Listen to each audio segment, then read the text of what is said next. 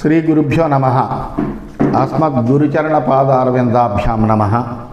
నారాయణం నమస్కృత్య నరం చైవ నరోత్తమం దేవీం సరస్వతీం వ్యాసం తతో జయముదీరయేత్. నిన్నటి మన మహాభారత ప్రస్థానంలో ఆ ధృతరాష్ట్రుడు సగౌరవంగా పాండవులందరినీ కూడా ఆహ్వానించి ఖాండవ ప్రస్థాన్ని రాజధానిగా చేసుకుని మీరు రాజ్యం చేసుకోవాల్సింది అని ధర్మరాజుకి ప్రత్యేకంగా చెప్పి ధర్మరాజుని పట్టాభిషిక్తుడిని చేసి అక్కడికి మీరందరూ కూడా వెళ్ళవలసింది అని పంపించాడు. అప్పుడు వాసుదేవుని యొక్క సహాయంతో శ్రీకృష్ణుని ముందర పెట్టుకుని కుంతితో కలిసినటువంటి వాళ్ళై పాండవులు ద్రౌపదీయుక్తులై అందరూ కూడా చక్కగా ఆ ఖాండవ ప్రస్థానికి వెళ్ళి అక్కడ రాజ్యం చేయడం కోసమని దాని ప్రత్యేకంగా ఖాండవ ప్రస్థాన్ని శ్రీకృష్ణుడి యొక్క సూచనతో ఇంద్రుడి యొక్క అనుగ్రహంతో విశ్వకర్మ అక్కడ బ్రహ్మాండమైనటువంటి నగర నిర్మాణానికి పూనుకున్నాడు. అద్భుతమైనటువంటి నగరాన్ని నిర్మించారు. అక్కడ అనేకములైనటువంటి సౌకర్యాలన్నీ కల్పించారు. అనేకములైనటువంటి భవనాల్ని నిర్మించారు. అక్కడ చక్కగా అలాంటి అద్భుతమైనటువంటి దాన్ని అక్కడి నుంచి ఆ ఖాండవ ప్రస్థం ఇంద్రప్రస్థంగా ప్రసిద్ధి చెందాలి అని అన్నారు. ఆ ప్రకారంగా ఉన్నటువంటి ఆ నగరంలోకి ఆ పాండవులందరూ కూడా ప్రవేశించారు. ప్రవేశించిన తర్వాత తత్ర భీష్మేణ రాజ్ఞా చ ధర్మ ప్రణయనే కృతే పాండవాః సమపద్యంత ఖాండవ ప్రస్థవాసినః. ఆ భీష్ముడి చేత రాజైనటువంటి ధృతరాష్ట్రుని చేత ధర్మంగా అర్ధరాజ్యం ఇచ్చి పంపబడినటువంటి పాండవులందరూ కూడా ఖాండవ ప్రస్థవాసులు అయ్యారు. పంచభిః తైర్మహేశ్వాసైః ఇంద్రకల్పైః సమన్వితం సుశుభే తత్పురశ్రేష్టం నాగైర్భోగవతీ యథా. ఆ ఇంద్రునితోటి సమానమైనటువంటి శక్తి కలిగినటువంటి ఆ పాండవులతోటి ఆ శ్రేష్టమైనటువంటి నగరం ఎలా ఉందయ్యా అంటే నాగులతోటి ఉన్న భోగవతీపురంలాగా నగరంలాగా ప్రకాశిస్తోందిట. తతస్తు విశ్వకర్మాణం పూజయత్వా విసృజ్య చ ద్వైపాయనం చ సంపూజ్య విసృజ్య చ నరాధిప వార్ష్ణేయమబ్రవీత్ రాజా గంతు కామం కృతక్షణం. వెంటనే యుధిష్ఠిరుడు ఎంత అద్భుతమైనటువంటి నగరాన్నంతటినీ కూడా నిర్మించినటువంటి విశ్వకర్మకి చక్కగా సత్కారం చేశాడు. ఆయన పూజించాడు. పూజించిన తర్వాత విశ్వకర్మ నేను వెళ్ళి వస్తానయ్యా అని ధర్మరాజుతో చెబితే ఆయనకి వీడ్కోలు పలికాడు. ఆ తర్వాత ఆ కృష్ణద్వైపాయనుడిని వ్యాస భగవానుడిని పూజించాడు. పూజించి ఆయనకు కూడా వీడ్కోలు పలికాడు. ఆ తర్వాత దీని అంతటికీ కారణభూతమైనటువంటిది పాండవుల హృదయము తన హృదయము ఒకటిగా ఉన్నటువంటి ఏ శ్రీకృష్ణ పరమాత్ముని యొక్క అనుగ్రహంతో ఎల్లప్పుడూ కూడా పాండవులు వాళ్లకు వచ్చినటువంటి ఆపదల నుండి విముక్తులయ్యి తాము ఆనందంగా కృతకృత్యులవుతూ వస్తున్నారు. అటువంటి వాటికి అన్నిటికీ కారణభూతమైనటువంటి శ్రీకృష్ణుడు తిరిగి వెళ్ళడానికి సిద్ధపడగా అటువంటి శ్రీకృష్ణుడితోటి యుధిష్ఠిరుడు ఇలా మాట్లాడుతున్నాడు. తవ ప్రసాదాత్ వార్ష్ణేయ రాజ్యం ప్రాప్తం మయా నఘ ప్రసాదాదేవతే వీరా శూన్యం రాష్ట్రం సుదుర్గమం తవైవతు ప్రసాదేన రాజ్యస్థాశ్చ మహామతే గతిస్వమంతకాలే చ పాండవానాంతు మాధవ. ఓ పుణ్యాత్మ శ్రీకృష్ణ, నీ దయ వల్లే నేను రాజ్యాన్ని పొందగలిగానయ్యా. నీ అనుగ్రహంతో దుర్గమము నిర్జనమైంది. ఇదంతా కూడా అడవిలా ఉన్నటువంటి ఖాండవ ప్రస్థం అంతా కూడా ఎలా తయారైంది అంటే ఇంద్రప్రస్థంగా స్వర్గతుల్యమైనటువంటి నగరంగా నువ్వు తయారు చేయించావు. అందువలన ఎంతో దుర్గమమైనటువంటిది నిర్జనంగా ఉండేటువంటి ప్రదేశం అంతా కూడా ధనధాన్య సమృద్ధిని అంతటినీ పొందిందయ్యా. మాత అస్మాకం పితాదేవ న పాండుం న వై విద్మవయం జ్ఞాత్వాతు కృత్యం కర్తవ్యం కారయస్వ భవాన్ హీనః యదిష్టం అనుమంతవ్యం పాండవానాం త్వయానఘ. అసలు నీ కరుణ వల్లనే, నీ యొక్క అనుగ్రహం వల్లనే మేము అసలు ఈ సింహాసనాన్ని అధిరోహించగలిగామయ్యా మాధవ. నువ్వే మాకు దిక్కు. మా తండ్రిని మేము ఎరగము. మాకు తండ్రి యొక్క పాలన ఎలా ఉంటుంది అనేటువంటిది మేము తెలుసుకునేటువంటి వాళ్ళం కాదు. చాలా బాల్యంలోనే ఆయన మమ్మల్ని వదిలిపెట్టి వెళ్ళాడు. అందువల్ల నువ్వే మాకు తల్లివి, తండ్రివి, అలాగే అన్నీ నువ్వే. మా చేత చేయవలసినటువంటి పనులన్నీ కూడా నువ్వే చేయించాలయ్యా. అందువలన పాండవుల యొక్క ఇష్టానుసారము ఈ కార్యనిర్వహణానికి నువ్వు అనుజ్ఞ ఇవ్వాల్సింది. అందువలన మమ్మల్ని ఎప్పుడూ కూడా ఇలాగే అనుగ్రహిస్తూ ఉండాలి సుమా అని శ్రీకృష్ణుడిని ఎంతో ఆదరంగా యుధిష్ఠిరుడు ప్రార్థించాడు. అప్పుడు ఆ శ్రీకృష్ణుడి విధంగా అంటున్నాడు, త్వత్ప్రభావాన్ మహాభాగా రాజ్యం ప్రాప్తం స్వధర్మతః పితృపైతామహం రాజ్యం కథం న స్యాత్ తవ ప్రభో ధార్తరాష్ట్రా దురాచారాః కిం కరిష్యంతి పాండవాన్ యథేష్టం పాలయమహీం సదా ధర్మధురం వః. ఓ మహానుభావ యుధిష్ఠిరా, నీ సామర్థ్యం చేత నువ్వు నీ రాజ్యాన్ని సంపాదించుకున్నావయ్యా. ఇందులో నేను చేసిందే ఉంది. ధర్మానుసారంగా నీకు రావాల్సినటువంటి రాజ్యం నువ్వు పొందావు. ఇది ఎవరిది? ఎవరికేం దాన ధర్మంగా వచ్చినటువంటిదా? నీ పితృపితామహుల యొక్క రాజ్యము, నీ తండ్రి తాతల యొక్క రాజ్యం మీద నీకు ఎప్పుడు అధికారం ఉంటుంది. అందువల్ల ఎందుకు రాదయ్యా? అయితే దురాచారులైనటువంటి ధార్తరాష్ట్రులు మీ వాళ్ళు స్వాధీనం చేసుకుందాం తలచేరు తప్ప మీకు రావాల్సినటువంటి హక్కు ఉంది. అట్లాగే నీకు ఈ రాజ్యం పొందవలసినటువంటి అధికారం ఉన్నదయ్యా. అందువలన దాన్ని పొందేవు. అయినప్పటికీ ఆ దుష్టులైనటువంటి ధార్తరాష్ట్రులు పాండవులను ఏమీ చేయలేరు. అందువలన నువ్వు చక్కగా ధర్మభారం వహిస్తూ స్వేచ్ఛగా నువ్వు రాజ్యపాలన చెయ్యి. యథేష్టం పాలయమహీం సదా ధర్మధురం వహ. ధర్మోపదేశం సంక్షేపాత్ బ్రాహ్మణాన్ భజ కౌరవ. అద్యైవ నారద శ్రీమాన్ ఆగమిష్యతి సత్వరః ఆదృత్యతస్య వాక్యాన్ని శాసనం గురు తస్య వై. అంతేకాదయ్యా, ధర్మం యొక్క భారాన్ని వహిస్తూ నువ్వు చక్కగా రాజ్య పరిపాలన చెయ్యి.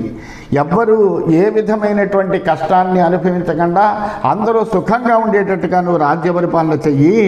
బ్రాహ్మణుల్ని సేవిస్తూ ఉండేప్పుడు కూడా బ్రాహ్మణుల్ని సేవిస్తే ఎక్కడైతే ఏ రాజ్యంలో అయితే బ్రాహ్మణులు గోవులు ఆనందంగా ఉంటారో ఆ రాజ్యం ఎప్పుడూ సుభిక్షంగా ఉంటుంది అన్నది నా యొక్క మతము. అందువలన బ్రాహ్మణుల్ని సేవిస్తూ ఉండు. ఇప్పుడే నీకు కొద్ది కాలంలోనే శీఘ్రముగా నారద మహర్షి వస్తాడు ఇక్కడికి. అతన్ని జాగ్రత్తగా ఆదరించు. అతడు చెప్పినటువంటి వాక్యాలు జాగ్రత్తగా శ్రద్ధగా విని నువ్వు రాజ్య పరిపాలన చేసుకోవాల్సింది అని శ్రీకృష్ణుడు ధర్మరాజుకు ఉపదేశం చేశాడు. ఏవముక్త్వా తతః కుంతీం అభివాద్య జనార్దనః ఉవాచ శ్లక్ష్ణయా వాచ గమిష్యామి నమోస్తుతే. ఆ తర్వాత ఈ విధంగా ధర్మరాజుకి ఉపదేశం చేసినటువంటి వాడై ఆ శ్రీకృష్ణుడు కుంతి దగ్గరికి వెళ్ళి నమస్కరించి మధురమైనటువంటి మాటలతో, అమ్మా నీకు నమస్కారము, నేను వెడుతున్నాను తిరిగి అని ఆమె యొక్క అనుమతిని కోరాడు. అప్పుడు కుంతి శ్రీకృష్ణుడితో అంటోంది, జాతుషం గృహమాసాద్య మయా ప్రాప్తం చ కేశవ ఆర్యేణ చాపి నజ్ఞాతం కుంతి భోజేన చానఘ త్వయా నాథేన గోవింద దుఃఖం తీర్ణం మహత్తరం త్వం హి నాథస్త్వనాథానాం దరిద్రాణాం విశేషతః. ఓ కేశవ, లాక్షాగృహంలో మేము పడినటువంటి కష్టాలు వేటిని కూడా నా తండ్రి అయినటువంటి కుంతిభోజుడికి కూడా నేను ఎప్పుడు చెప్పుకోలేదయ్యా. ఆయనకు కూడా తెలవదు. అయితే నీ సహాయం చేత ఈ కష్టాలనేటువంటి సముద్రాన్ని నేను దాటగలిగాను. అందువలన నువ్వే మా అందరి యొక్క కష్టాలని కూడా ఈడేర్చినటువంటి వాడు. నువ్వు ఎటువంటి వాడు అంటే దీనులందరికీ కూడా, అనాథలందరికీ నువ్వే నాథుడివయ్యా, రక్షకుడు నువ్వు. విశేషించి దరిద్రులకి గొప్ప రక్షకుడు. ఎవరు నీ భక్తులు ఎవరు కష్టాల్లో ఉంటే వాళ్ళ కష్టాలన్నింటినీ కూడా సత్వరము తీర్చేటువంటి మహాప్రభువు నువ్వేనయ్యా. సర్వ దుఃఖాన్ని శామ్యంతి తవ సందర్శనాన్ మమ స్మరస్వ ఏనాన్ మహాప్రాజ్ఞ తేన జీవంతి పాండవాః. అంతేకాదయ్యా, నీ దర్శనం కలిగితే చాలు నిన్ను ఒక్కసారి చూస్తే చాలు, నీ యొక్క దర్శనం కలిగితే చాలు, సమస్తములైనటువంటి దుఃఖాలు శమిస్తాయ్యా. అందువలన ఈ పాండవులను మట్టుకు ఎప్పుడు మర్చిపోకయ్యా, నీ చింతనతోటే వాళ్ళు ఎప్పుడు జీవించి ఉంటారు. అందువలన వీళ్ళని నువ్వే రక్షించాలి సుమా అని కుంతి పాండవుల గురించి ఒక ప్రార్థన శ్రీకృష్ణుడికి చేసింది. ఆ తర్వాత కరిష్యామీతి చామంత్ర్యా అభివాద్య పితృశ్వసాం గమనాయ చక్రే వాసుదేవ సహానుగః. ఈ విధంగా చెప్పిన తర్వాత అలాగేనమ్మా నేను తప్పనిసరిగా చూస్తాను, నీకేమీ బెంగలేదు అని చెప్పి తన మేనత్త అయినటువంటి కుంతికి చెప్పి నమస్కారం చేసి ఆ వాసుదేవుడు తన సేవకులతో కలిసినటువంటి వాడై తిరిగి తన యొక్క పురానికి బయలుదేరాడు. తాం నివేశ్య తతో వీర రామేణ సహ కేశవ యయో ద్వారవతీం రాజన్ పాండవానుమతే తదా. ఆ తర్వాత ఆ యుధిష్ఠిరుడిని ఇంద్రప్రస్థంలో చేర్చిన తర్వాత ఇంద్రప్రస్థం అనేటువంటి నగరముగా దాన్ని తీర్చిదిద్దిన తర్వాత బలరాముడితో కలిసినటువంటి కేశవుడు పాండవుల యొక్క అనుమతి అంతా తీసుకుని తన ద్వారకకి ప్రయాణమయ్యి వెళ్ళిపోయాడు. ఇది శ్రీమన్ మహాభారతే ఆదిపర్వణి విదురాగమన రాజ్యలంభ పర్వణి పుర నిర్మాణే షడధిక ద్విశతమోధ్యాయ. ఈ విధంగా శ్రీమన్ మహాభారతంలో ఆది పర్వంలో విదురాగమన రాజ్యలంభ పర్వం అనేటువంటి ఉపపర్వంలో పుర నిర్మాణము అనేటువంటి 206వ అధ్యాయం పూర్తయింది.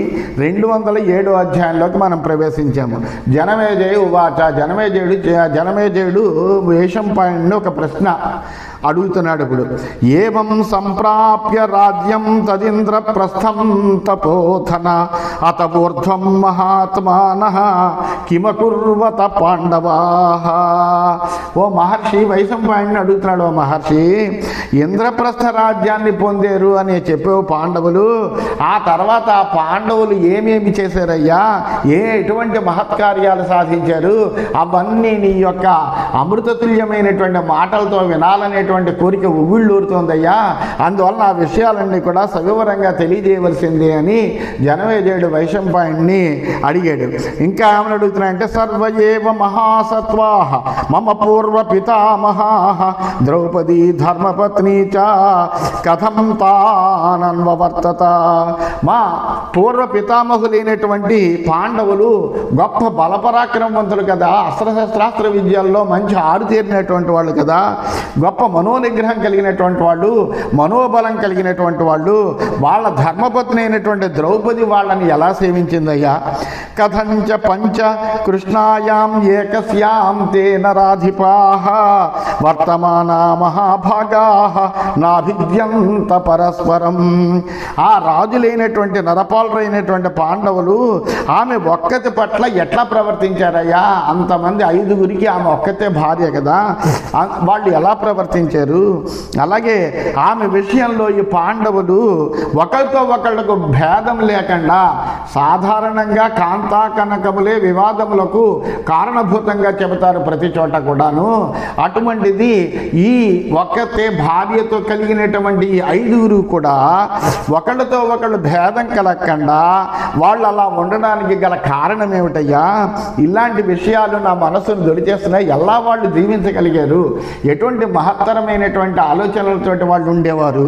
శ్రోతుమిచ్ఛామ్యహం సర్వం విస్తరేణ తపోధన తేషాం చేష్టితమన్యోన్యం యుక్తానాం కృష్ణయా సహా. అందువల్ల ఇటువంటి వృత్తాంతమంతా కూడా నీ ద్వారా నేను వినాలని కోరుకుంటున్నానయ్యా. పరస్పరము వాళ్ళందరూ కలిసి ద్రౌపదితోటి ఆచరించినటువంటి విధానం అంతా కూడా నువ్వు సవిస్తరంగా తెలియజేయవలసింది అని జనమేజయుడు వైశంపాయనుడిని అడిగాడు. అడిగితే అప్పుడు వైశంపాయనుడు చెబుతున్నాడు, ఓ జనమేజయ మహారాజా, ధృతరాష్ట్రాభ్యనుజ్ఞాతాః కృష్ణయా సహ పాండవాః రేమిరే కాండవప్రస్థే ప్రాప్తరాజ్యాః పరంతపః. ఆ ధృతరాష్ట్రుడి యొక్క ఆజ్ఞానుసారము ఖాండవప్రస్థంలో రాజ్యాన్ని పొందినటువంటి పాండవులు ద్రౌపదితోటి కలిసి చాలా ఆనందంగా అక్కడ కాలాన్ని గడిపారయ్యా.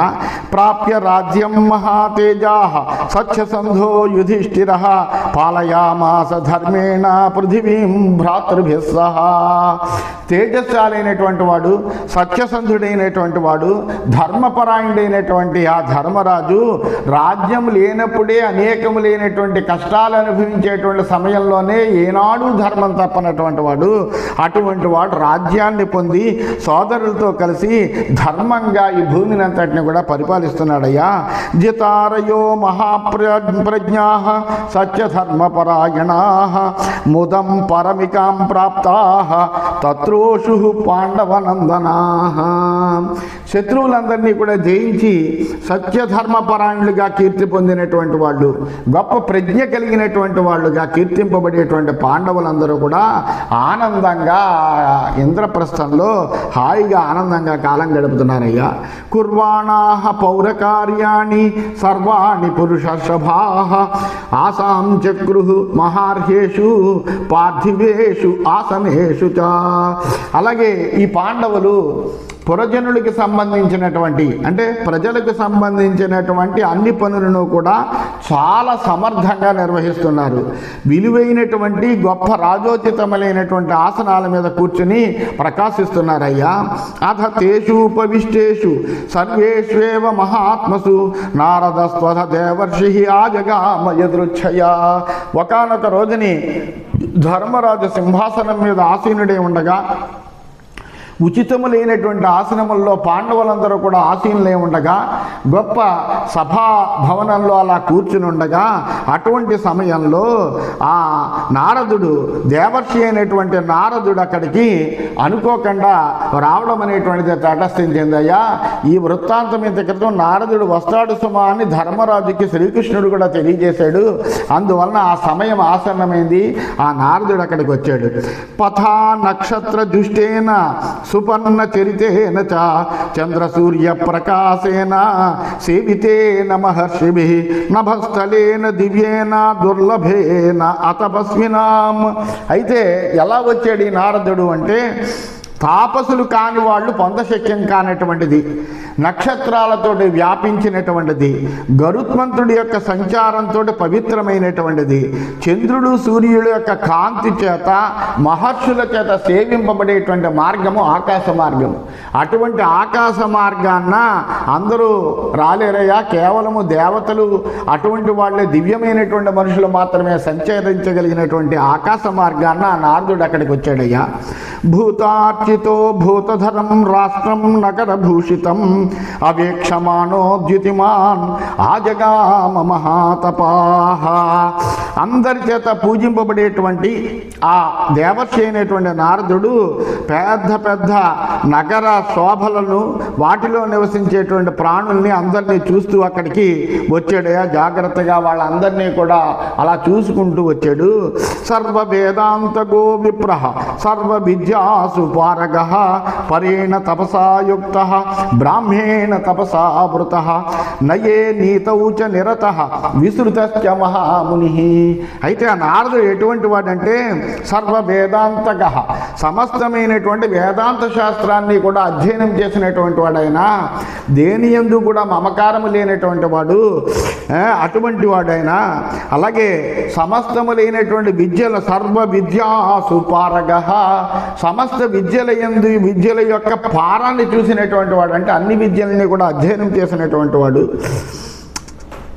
పరేణ తపసాయుక్త, గొప్ప తపస్సు చేసినటువంటి వాడు.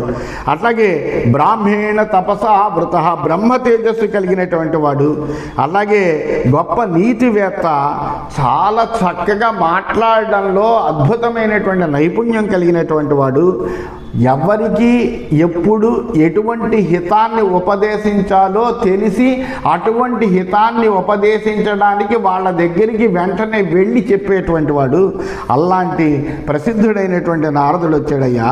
పరాత్ పరతరం ప్రాప్త ధర్మాత్ సమభిజగ్నివాన్ భావితాత్మా గతరజాః శాంతో మృదుర్రుజుర్ద్విజః ధర్మేణ అధిగత సర్వైః దేవదానవమానుషైః క్షీణ వృత్తధర్మశ్చ సంసార భయవర్జిత.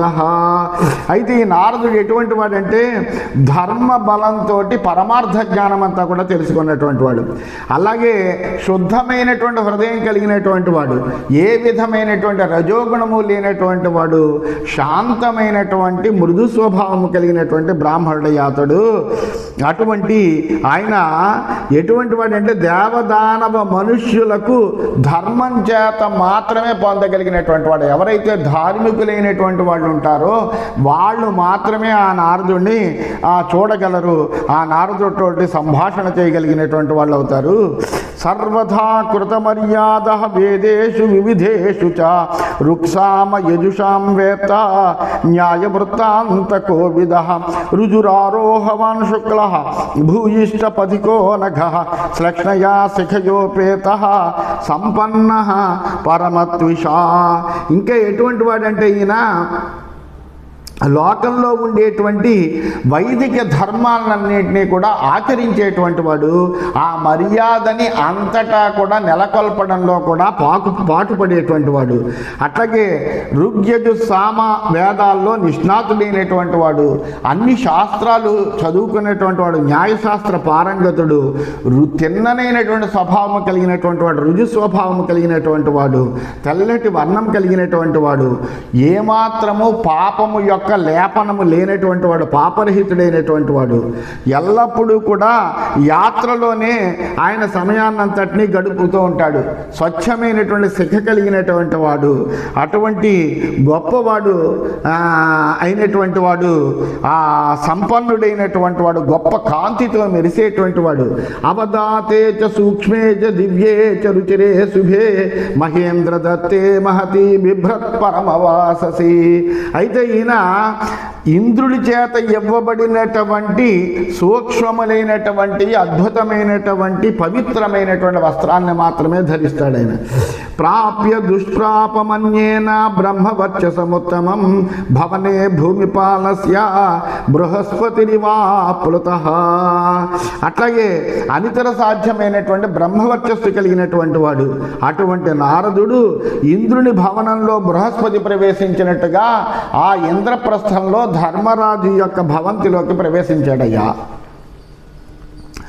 సంహితాయాం చ సర్వేషాం స్థితస్య ఉపస్థితస్య చ ద్విపదస్య చ ధర్మస్య క్రమధర్మస్య పారగః గాథా సామానుధర్మజ్ఞః సామ్నాం పరమవల్గునాం ఆత్మనా సర్వమోక్షిభ్యః కృతిమాన్ కృత్యవిత్తథా. ఇంకా ఈయన ఎటువంటి వాడంటే సంహిత శాస్త్రాల్లో మానవులకు చెప్పబడినటువంటి ధర్మాలన్నీ తెలిసినటువంటి వాడు, గొప్ప విద్వాంసుడు, గాథాఛందం తెలిసినటువంటి వాడు, సామవేదంలో ఉండేటువంటి ధర్మాలన్నీ తెలిసినటువంటి వాడు, మధురంగా సామగానం చేసేటువంటి వాడు, అటువంటి వాడైనా. యుక్తా ధర్మే బహువిధే మనోమతిమతాంబర విదితార్థ సమస్తైవ ఛేత్తా నిగమ సంశయాన్ అర్థ నిర్వచనే నిత్యం సంశయచ్ఛిద సంశయ ప్రకృత్యా ధర్మకుశల నానా ధర్మ విశారద. అట్లాగే ఎవరైనా ముక్తిని కావాలి అనుకుంటే వాళ్ళకి కావలసినటువంటి ఉపాయాలన్నీ తెలియజేస్తాడట. ధర్మశాస్త్రంలో అనేకములైనటువంటి ధర్మాలుంటే ఆ ధర్మాలన్నీ తెలియజేసేటువంటి శాస్త్రంలో మనస్సును ఎప్పుడూ కూడా ఉంచుతాడు. శాస్త్రజ్ఞానము తెలిసి వాటిని మళ్ళీ తన యొక్క బుద్ధితో సమానమైనటువంటి బుద్ధితో వాటిని అన్వయిస్తాడు. అలాగే వేద సంశయాన్ని కూడా తీర్చగలిగినటువంటి వాడు, అర్థ వ్యాఖ్యానాలు చేయగలిగినటువంటి వాడు, అంటే సమస్తమైనటువంటి వేదార్థాన్ని తెలుసుకున్నటువంటి వాడు ఆయన. స్వభావంతో ఎప్పుడు కూడా ధర్మమందే ఆసక్తి కలిగినటువంటి వాడు, లోపాలు ఆగమాలు మొదలైన వాటితోటి ప్రయోగాలు కూడా చేసేటువంటి వాడు, అటువంటి వాడే. లోపే నాగమ ధర్మేణ సంక్రమేణ చ వృత్తిషు ఏక శబ్దాంశ నానార్థాన్ ఏకార్థాంశ పృథక్ శృతీన్ పృథగర్థాభిధానాంశ ప్రయోగాణామవేక్షిత. అతడు ఆ శాస్త్రం చదువుకోవడం వేరు, శాస్త్రంలో ఉన్నటువంటి సమస్తము లేనటువంటి విషయాలు సూక్ష్మంగా తెలుసుకుని తెలియజెప్పడం వేరు. అందువల్ల ఈయన చదువుకున్నవాడు, అంతేకాకుండా అందులో ఉండేటువంటి విశేషాలన్నీ కూడా వెంగడించి చెప్పగలిగినటువంటి వాడు. అట్లాగే ఒకే అర్థం కలిగినటువంటి శబ్దాలను, అలాగే అనేకార్థకములైనటువంటి శబ్దాలని కూడా విడదీసి చెప్పగలిగినటువంటి వాడు. అనేక శబ్దాలను ఒకే అర్థంలో, ఒకే అర్థాన్ని విభిన్నమైనటువంటి శబ్దాల్లో కూడా చెప్పగలిగినటువంటి గొప్ప ప్రతిభాశాలయ్యా. అటువంటి వాడు ఆ నారదుడు అంటే సామాన్యమైనటువంటి వాడు కాదు. ప్రమాణభూతో లోకస్య సర్వాధికరణేషు చ సర్వవర్ణ వికారేషు నిత్యం సకల పూజితః స్వరే అస్వరే చ వివిధే వృత్తేషు వివిధేషు చ సమస్థానేషు సర్వేషు సమామ్నాయేషు ధాతుషు. అలాగే సర్వవర్ణముల యొక్క మార్పు విషయం అన్ని తెలుసుకున్నట్టు వర్ణ పరిణామాన్ని తెలుసుకున్నటువంటి వాడు. అట్లాగే అన్ని అధికరణాల్లోనూ లోకంలో ఎప్పుడు కూడా ప్రమాణభూతుడైనటువంటి వాడు, అందరికీ అన్ని వేళలా కూడా పూజ్యుడైనటువంటి వాడు. అట్లాగే స్వరాలు అస్వరాలు అంటే ఏంటి, అచ్చులు హల్లులు ఛందస్సులు ఇన్ని వృత్తాలు ఇవన్నీ నిఘంటువులు వాటి యొక్క స్మరణ చేస్తూ వాటి యొక్క నిజతత్వాన్ని తెలియజేస్తూ ఉంటాడయ్యా ఆయన. ఉద్దేశ్యానాం సమాఖ్యాత సర్వమాఖ్యాతుముద్దిశన్ అభిసంధిషు తత్వజ్ఞః పదాన్యంగాన్యనుస్మరన్ కాలధర్మేణ నిర్దిష్టం యథార్థం చ విచారయన్ చికీర్షితం చ యో వేత్త యథా లోకేన సంవృతం. అంతేకాదయ్యా, అన్నిటినీ కూడా వాటి వాటి యొక్క శబ్దముల యొక్క వాటి యొక్క అర్థాల యొక్క స్మరణ ఎల్లప్పుడూ చేస్తూ దాంట్లో ఉండేటువంటి తాత్వికమైనటువంటి విషయాన్ని కూడా తెలియజేయగలిగినటువంటి వాడు. మానవుల యొక్క హృదయాంతరాళాల్లో దాగినటువంటి విషయాలను కూడా వెలికి తీయగలడు. అంటే ఇంగితజ్ఞుడు, మనస్సులో ఏమనుకున్నా కానీ తెలుసుకోగలిగినటువంటి సమర్థుడైన. అలాగే వైకల్పికమైనటువంటి వచనాలు, ఎవరైనా వికల్పంగా మాట్లాడితే ఆ విషయాలు నిశ్చయమైన అంశాలని కూడా బాగా గుర్తించగలిగినటువంటి వాడు. అలాగే స్వర సంస్కారాలని తాను ఆచరిస్తాడు, ఇతరుల చేత ఆచరింపజేస్తాడు. అటువంటి వాడు ఆత్మనేచ పరస్మైచ స్వర సంస్కార యోగవాన్. తాను ఆ స్వర సంస్కారాలను ఆచరిస్తాడు, ఇతరుల చేత ఆచరింపజేస్తాడు. ఏషాం స్వరాణం వేత్తాచ బోద్ధాచ వచన స్వరాన్. అంతేకాకుండా ఈ స్వరముల యొక్క అర్థాలని తెలుసుకున్నటువంటి వాడు, అలాగే ఆ పరమార్థాన్ని మళ్ళీ చెప్పగలిగినటువంటి వాడు. విజ్ఞాతా చ ఉక్తవాక్యానాం ఏకతాం బహుతాం తథా బోద్ధాహి పరమార్థాంశ్చ వివిధాంశ్చ వ్యతిక్రమాన్ అభేదశ్చ బహుశశ్చాపి భేదతః వచనానాం చ వివిధాన్ ఆదేశాంశ్చ సమీక్షత నానార్థ కుశలస్తత్ర తద్ధితేషు సర్వశః. అంతేకాదు, గొప్ప ప్రయోగాలు, కొత్త కొత్త ప్రయోగాలు చేయడంలో కూడా నిష్ణాతుడైనటువంటి వాడు. ప్రతి దాంట్లోనూ కూడా పరమార్థతత్వాన్ని తెలుసుకోగలిగినటువంటి వాడు, దోషాన్ని గ్రహించగలిగినటువంటి వాడు. స్వరవర్ణ అర్థాల్లో తన మాటలను ఎప్పుడు కూడా అలంకరింపచేసి చాలా చక్కగా మాట్లాడుతూ ఉంటాడు. అందరి యొక్క మాటలని, వాళ్ళ ఆదేశాలని అన్నిటిని కూడా అర్థం చేసుకునేటువంటి వాడు.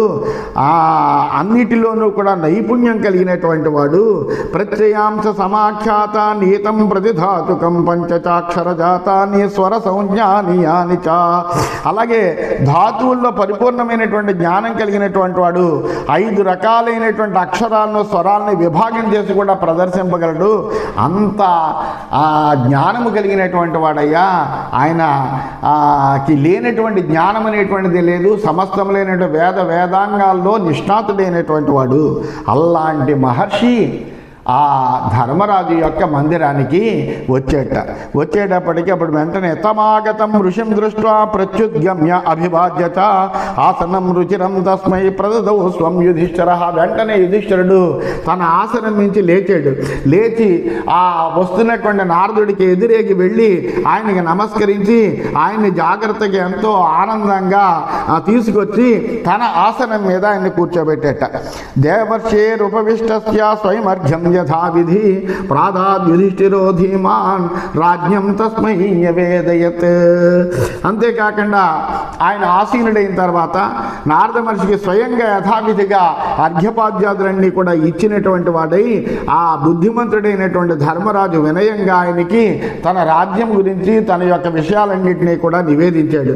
నివేదించిన తర్వాత ప్రతిగృహ్యతు తాం పూజాం ఋషి ప్రీత మనస్వధా. ఆ విధంగా ధర్మదుడు చేసినటువంటి, ఆ ధర్మరాజు చేసినటువంటి అవన్నీ కూడా గ్రహించినటువంటి నారదుడు అత్యంతము ఆనందపడ్డాడు. అతని యొక్క అతిథి సత్కారాలకి ఆనందపడినటువంటి వాడై అతనితోటి తిరిగి ఆ యుధిష్ఠిరుడి యొక్క అభ్యుదయాన్ని ఆకాంక్షించినటువంటి వాడై అతన్ని మనపూర్వకముగా ఆశీర్వదించాడు ఆ నారదుడు అని చెబుతూ స్వస్తి.